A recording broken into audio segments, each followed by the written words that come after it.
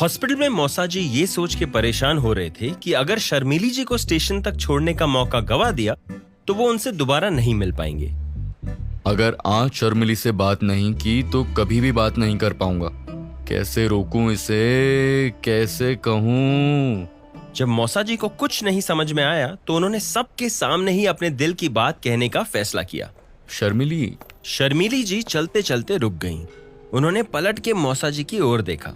मैं तुमसे शादी करना चाहता हूँ। मौसा जी की बात सुन के निखिल और कांचन के चेहरों पे मजाकिया मुस्कान आ गई। वहीं फूफा जी और ध्रुव के पापा गुस्से में आ गए। बाकी रिश्तेदार भी मौसा जी को देख रहे थे। भाई साहब सटिया गए हो क्या? इस उम्र में शादी करोगे? हमें तो शुरू से ही मालूम था ठरकी है ससुरा, इसलिए हमारी कभी इससे पटी नहीं। भाई साहब बच्चों की भी सोचो, सिर्फ अपनी ही नहीं शर्मिली के भी। एक मिनट भैया, आप तो ऐसे बातें कर रहे हैं जैसे मैंने हाँ कह दी हो। पवन, जो बीत गया वो बीत गया। सांप निकल जाने के बाद लकीर को पकड़ के पीटने से कुछ हासिल नहीं होगा। इस तरह की फालतू बातें दोबारा मत करना। चलो निखिल जी। शर्मिली जी कमरे से निकली और हॉस्पिटल के कॉरिडोर से होते हुए बाहर की ओर चल दी। निखिल भी उनके पीछे चल दिया। मौसा जी भी जल्दी जल्दी सबसे नजरें चुराते हुए कमरे से बाहर निकल गए। बाकी लोग भी वहां से जाने लगे। अब कमरे में सिर्फ स्वाति, ध्रुव और अंकुश बच गए थे। फूफा जी ने अंकुश की ओर देखा। तुम नहीं चल रहे क्या अंकुश? अंकल मैं थोड़ी देर में आता हूँ। लेकिन वो होटल रूम भी तो खाली करना है, एक्स्ट्रा चार्ज लग जाएगा बेकार में। मैं लड़की वालों की तरफ से हूँ अंकल, मेरे रूम की बुकिंग कल तक है। मैं तो भूल ही गया था तुम लड़की वालों की तरफ से हो। बढ़िया है भाई। इतना कह के फूफा जी आगे बढ़ गए।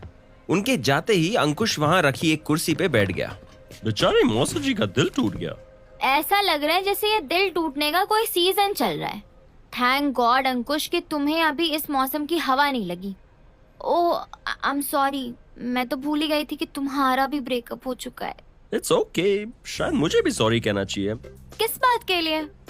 मैंने ध्रुव को बताया था कि संस्कृति लव्स हिम अ लॉट। अगर मैं इसको नहीं बताता तो शायद तुम दोनों की शादी हो जाती। इन सम वे मैंने ध्रुव को तुमसे शादी ना करने के लिए प्रोवोक किया। I am so sorry Swati baby. What? तुम मेरे दोस्त हो के ऐसा क्यों किया अंकुश? क्या मैंने तुम्हें इसलिए शादी में रोका था कि तुम मेरी शादी स्पॉइल कर पाओ? How much I trusted you और तुमने ही मेरी शादी तुड़वा दी। आई एम सॉरी स्वाति, पर ये अच्छा हुआ ना कि ध्रुव और संस्कृति ने अपनी दिल की बात हमसे शेयर की। Otherwise all our lives would have been ruined. Loveless marriages नहीं टिक सकती बेबी। दोनों पार्टनर्स को इक्वली एक दूसरे में इन्वेस्ट करना होता है baby. Mutual funds are subject to market risks. बराबर का प्यार देना होता है। ध्रुव से तुम्हारी शादी हो भी जाती तो क्या तुम आगे जाके हैंडल कर पाती? Would you be able to handle a divorce, baby? Yeah, I think you are right. ध्रुव, तुमने संस्कृति को बताया कि हम दोनों की शादी टूट गई है? नहीं Swati, I'll tell her later. तुम पहले ठीक होके घर वापस आ जाओ फिर। But I'm fine now. संस्कृति को कॉल तो करो। Come on, call her right now. नहीं, मैं अभी बात नहीं कर पाऊंगा। ओहो अंकुश, तुम कॉल करो चलो। स्वाति आज नहीं तो कल संस्कृति को पता लग ही जाएगा और इस वक्त वो शायद सो रही होगी, राइट? ग्वालियर में अर्ली मॉर्निंग पहुंची होगी वो। अब तुम्हें भी रेस्ट करना चाहिए बेबी। बोलो क्या लाऊं मैं तुम्हारे लिए, जूस और समथिंग? या पाइनएप्पल जूस, थैंक यू। अरे थैंक यू क्यों? तुम भी ना स्वाति। ध्रुव, डू यू वांट समथिंग? मैं तो चाय पीऊंगा। अंकुश तुम बैठो, मैं लेकर आता हूँ। ओके। ध्रुव उठ के जूस लेने चला गया। अब कमरे में स्वाति और अंकुश ही थे। दोनों को समझ में नहीं आ रहा था कि क्या बात करें। क्या हुआ, क्यों हंस रही हो? हम दोनों के साथ ही गुगली हो गई, राइट? बड़े बड़े शहरों में ऐसी बड़ी बड़ी बातें होती रहती है स्वाति बेबी। मैंने तुम्हें कल कितना परेशान कर दिया था ध्रुव की शेरवानी के लिए। फोटोग्राफर को तो मैंने ऑलमोस्ट रुला ही दिया था। ऐसे नहीं वैसे क्लिक करो, वहाँ चढ़ के खींचो, नीचे लेट के खींचो। बेचारा मुझे तो लग रहा था शादी छोड़ के ना भाग जाए।